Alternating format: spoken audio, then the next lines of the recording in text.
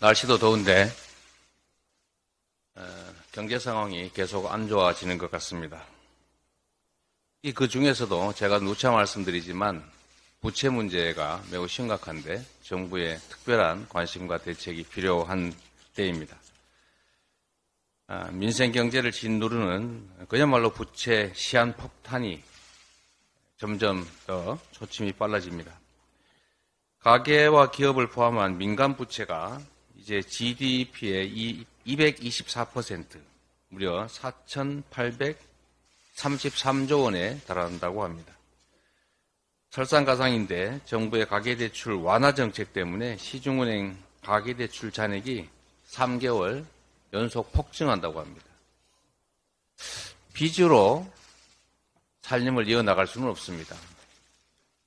가계부채를 늘리는 방향으로 문제를 해결하려고 하니까 또 이런 문제가 생기고 있습니다. 131조 원에 달하는 부동산 PF 대출 연체율이 또 급격하게 늘어나고 있습니다. 이자 비용을 감당하지 못하는 상장사 숫자가 현재 411곳이라는데 이게 IMF 때 255곳, 또 금융위기 때 322곳, 이것보다 훨씬 더 많습니다. 참으로 심각한 상황임을 알 수 있습니다. 부채발의 경제 위기가 현실화 중입니다. 부채 위기가 폭발하기 전에 뇌관 제거 작업을 시작해야 합니다. 가계부채와 한계기업 그리고 부동산 PF 부실이 금융 그리고 실물경제 전반으로 확산되지 않도록 선제적인 제도 개선에 나설 때입니다. 다른 무엇보다도 우리 민주당이 제안한 배드뱅크 기금 설치법 처리를 서둘러야 됩니다. 출범 이후에 지금까지 이 정부는 늘 괜찮다, 문제없다 이렇게 반복하고 있습니다. 문제가 있습니다. 괜찮지 않습니다. 아무것도 안 해도 되는 게 아니라 정부가 나서서 대책을 세워야 되고 그게 정부가 존재하는 이유입니다. 호미로 막을 일을 가래로도 못 막는 그런 상황 다시는 일어나서는 안 됩니다. 눈앞에 닥친 부채 위기, 뻔하게 와 있는 위기인데 이런 식으로 어물쩍 넘어간다고 해결되지 않습니다. 배드뱅크 기금 설치법의 조속한 통과에 힘을 모아주시기 부탁드립니다. 시민들의 평온한 일상이 무차별 흉기 난동에 위협받고 있습니다. 정부는 이런 문제에 대해서 근본적인 실질적 대안을 수립해야 됩니다. 장갑차 세워놓고 거기에 소총 든 경찰관, 무장경찰 세워놓는다고 해결되는 게 아닙니다. 세계적인 치안 선진국이었던 대한민국에서 이 백주대낮에 어떻게 이런 일들이 계속 벌어지는지 정말 충격적입니다. 희생된 분들의 명복을 빌립니다. 그리고 부상자분들의 쾌유를 기원드립니다. 보여주기식 대책을 넘어서서 국민께서 안심할 수 있는 실효성 있는 대책을 마련하기를 촉구합니다. 특히 사회환경 변화에 걸맞는 정교한 치안 시스템 구축이 꼭 필요하다라는 말씀을 드립니다.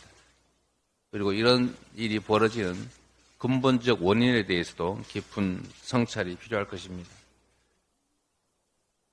이 말씀을 드릴까 말까 상당히 망설였는데 그래도 말씀을 드리는 게 좋을 것 같습니다. 이 축제가 아니라 생존 게임이 된 것 같습니다. 그리고 잼버리가 아니라 세계적인 걱정거리 대회가 됐다는 느낌이 듭니다.